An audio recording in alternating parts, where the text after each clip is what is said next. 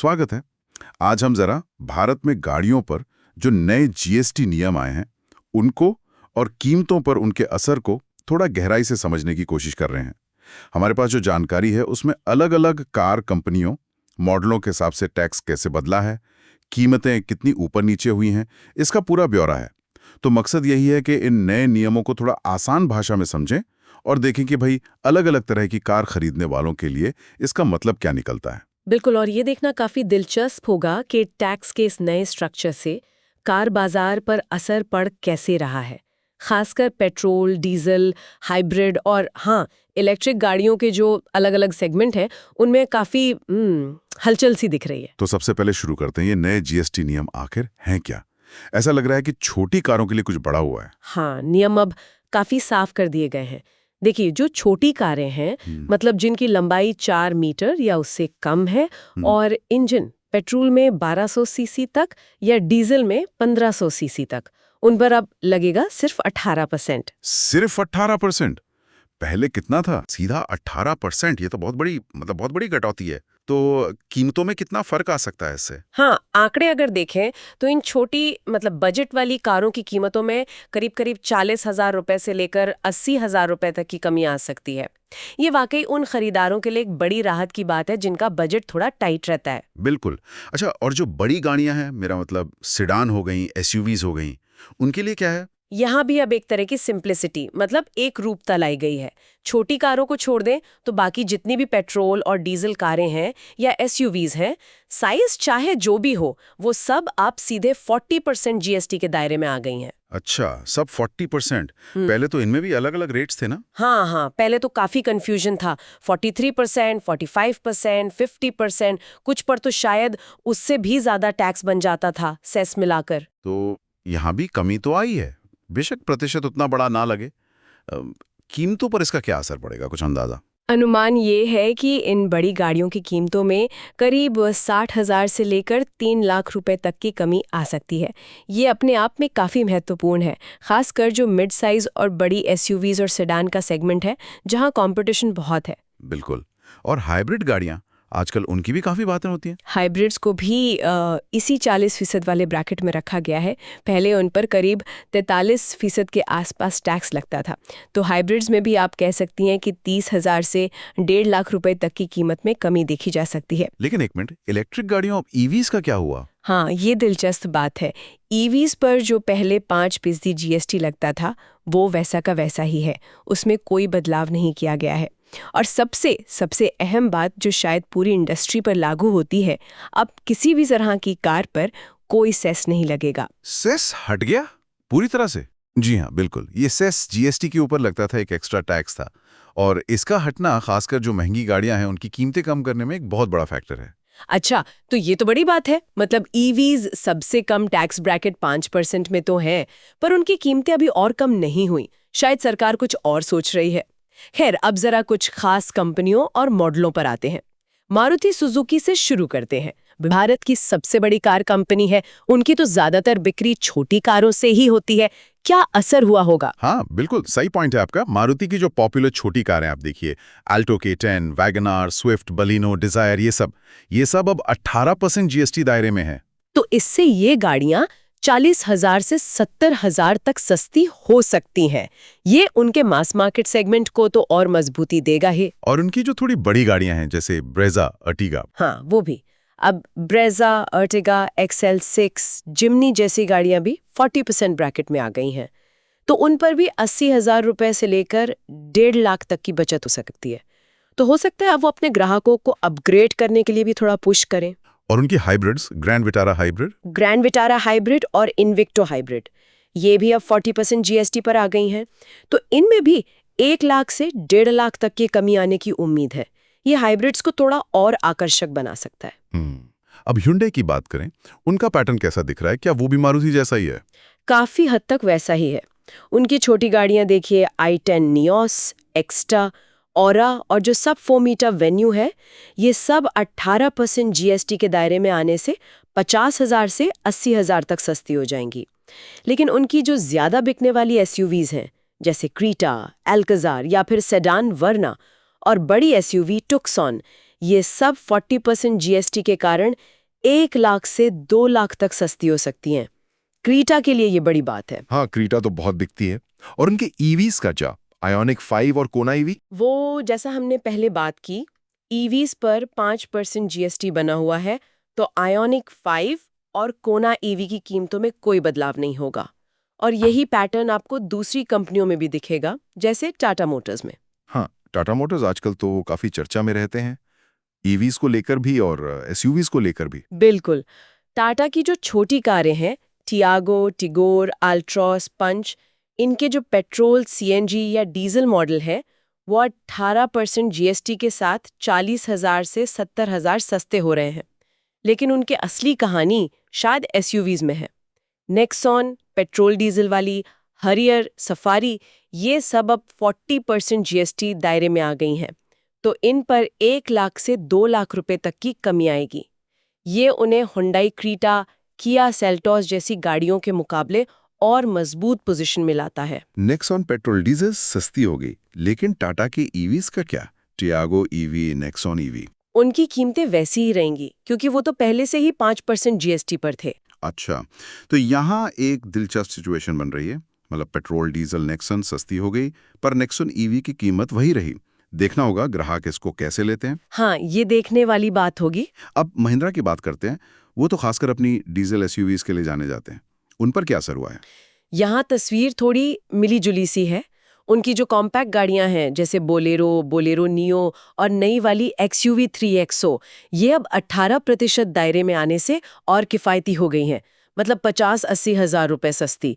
ये छोटे शहरों और ग्रामीण इलाकों में उनकी पकड़ को और मजबूत कर सकता है। और उनकी बड़ी एसयूवीज, स्कॉर्पियो, थार, XUV 700। हाँ, वहीं Scorpio Classic, Scorpio N, Thar और XUV 700 जैसी जो बड़ी पावरफुल एसयूवीज हैं, उन पर अब 40% जीएसटी लग रहा है। तो इनमें 1.5 लाख से लेकर 2.5 लाख तक की बड़ी बचत हो सकती है। ये तो सीधे सीधे उनके कॉम्पिटिटर्स जैसे टाटा सफारी या हुंडई अल्काजार को कड़ी टक्कर देगा। और जाहिर है उनका जो XUV 400 EV है, वो 5% जीएसटी पर है, तो उसकी कीमत नहीं बदलेगी। अच्छा, टोयोटा की बात करें, उनकी ग्लांजा और टाइजोर तो मारुति के साथ वाले प्लेटफॉर्म पर ही है। जी हाँ, तो ग्लांजा और टाइजर भी 18% जीएसटी के साथ 40 से 70 हज़ार सस्ती हो जाएंगी। लेकिन टोयोटा के लिए बड़ा बदलाव उनकी जो बहुत पॉपुलर बड़ी गाड़ियां हैं उनमें है। इनोवा क्रिस्टा, फॉर्च्यूनर और हाइलक्स पिकअप, ये सब अब 40% जीएसटी पर आ गई हैं। फॉर्च्यूनर और इनोवा, इनमें कितनी कमी आ सकती है? इनमें आप मानकर चलिए 2 लाख से 3 लाख रुपए तक की भारी गिरावट देखी जा सकती है। फॉर्च्यूनर और इनोवा जैसी गाड़ियों के लिए ये बहुत बहुत बड़ी खबर है। वाकई ये तो बहुत बड़ा अमाउंट है। और टोयोटा की हाइब्रिड रेंज भी तो काफी बड़ी है। बिल्कुल, Urban Cruiser Hyryder hybrid, Innova Hycross hybrid, Camry hybrid और लग्जरी वेलफायर हाइब्रिड, ये सभी अब 40% जीएसटी ब्रैकेट में आ गई हैं। इनमें भी 1 लाख से लेकर 2.5 लाख तक की कमी आने की उम्मीद है।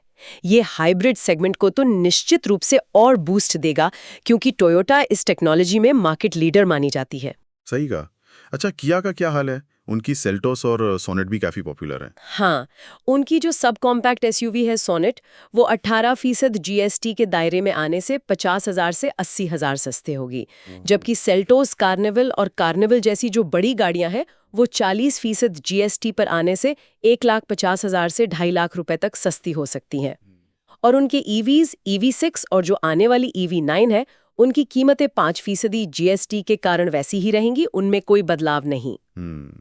होंडा, स्कोडा, वोल्क्सवैगन, MG जैसी दूसरी कंपनियों का क्या स्टेटस है? देखिए, होंडा की अमेज 18% जीएसटी 40 से 60 हज़ार सस्ती होगी, जबकि सिटी और एलिवेट 40% जीएसटी पर 80 हज़ार से 1,50,000 तक की बचत होगी। उनकी सिटी हाइब्रिड भी करीब 1 लाख रुपए सस्ती हो सकती है, जो उसे शायद थोड़ा और कॉम्पिटिटिव बना दे। और स्कोडा, वोल्क्सवैगन? स्कोडा और वोल्क्सवैगन की तो लगभग सारी गाड़ियां, Slavia, Virtus, Kushaq, Taigun, Kodiaq, Tiguan, ये सब पेट्रोल इंजन वाली हैं और अब सीधे 40% जीएसटी ब्रैकेट में है। तो इन सभी में 1 लाख रुपए से 2 लाख रुपए तक की कमी आनी चाहिए।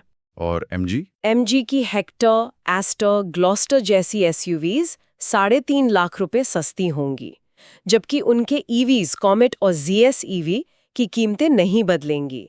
और BYD जो भारत में अभी पूरी तरह ईवी कंपनी है, उनके मॉडल्स जैसे E6, Atto 3, Seal वो भी 5% GST पर ही बने रहेंगे। तो कीमतों में कोई बदलाव नहीं। चलिए अब आते हैं सबसे महंगे सेगमेंट पर, लग्जरी सेगमेंट। यहाँ तो कीमतें पहले ही बहुत ज्यादा होती हैं, तो 40% जीएसटी का असर भी शायद बहुत बड़ा होगा। हाँ बिल्कुल। Mercedes Benz, BMW, Audi, Lexus, Volvo, Jaguar land rover जैसी कंपनियों की जो पेट्रोल और डीजल कारें और SUVs हैं, वो सब अब 40% GST के दायरे में है। पहले इन पर टैक्स वाकई बहुत ज्यादा था। तो कितनी कमी, मतलब कितनी कमी आ सकती है इनमें? जानकारी जो मिल रही है उसके मुताबिक मॉडल्स जैसे Mercedes C class, GLE, BMW 3 series X5, Audi Q5, Q7 वगैरह में आप सोचिए 3 लाख से लेकर 10 लाख रुपए या शायद उससे भी ज्यादा की भारी कमी आ सकती है। 10 लाख, 10 लाख तक की कमी, ये तो अविश्वसनीय सा लगता है। क्या ये वाकई सच है? हाँ, आंकड़े तो यही इशारा कर रहे हैं। 3 लाख से 10 लाख तक की कमी बिल्कुल मुमकिन है, क्योंकि पहले इन पर बेस GST, फिर कॉम्पनसेशन सेस और कई बार एडिशनल सेस, वो सब मिलाकर टैक्स बहुत ज्यादा हो जाता था। अच्छा, अब वो सब हटकर सिर्फ 40% GST है। बाप रे। ये तो मतलब पूरा गेम ही बदल सकता है लग्जरी कार बाजार का। कह सकते हैं ये लग्जरी सेगमेंट के लिए वाकई एक बहुत बड़ा बदलाव है। क्या लगता है इससे बिक्री बढ़ेगी, या इस सेगमेंट के खरीदार कीमत को लेकर उतने सेंसिटिव नहीं होते? ये बड़ा सवाल है। देखिए, निश्चित रूप से ये उन खरीदारों के लिए एक बड़ा प्रोत्साहन है जो इन ब्रांड्स की गाड़ियां खरीदने का सोच रहे थे या शायद बजट थोड़ा कम पड़ रहा था। इससे अपग्रेड करने वालों की संख्या बढ़ सकती है। हो सकता है कोई C-क्लास देख रहा हो, अब E-क्लास के बारे में सोचें। हालांकि यहाँ भी पैटर्न वही है।